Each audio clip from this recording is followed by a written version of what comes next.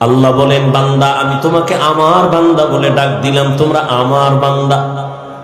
তোমরা ঈসা নবীর বান্দা না, উযায়রের বান্দা না। এই হিন্দু ধর্মের মানুষ, তুমি মনে করো লক্ষ্মী দেবীর কাছে গিয়া কান্না করলে বুঝি আর কোনদিন আমি গরিব হব না? মনসা দেবীর কাছে যদি কান্না করতে পারে, মনের মতো ওরা ধারণা করে আর সাপে কামড়াবে না। শীতলা দেবীর কাছে গিয়া যদি মনের মতো কান্না করতে পারে, ধারণা করে ওদের আর কলেরায় ধরবে না। আল্লাহ কয়, সব কিছু দেওয়ার মালিক আমি আল্লাহ, তোদের একমাত্র মাবুদ, তোরা আমারই বান্দা।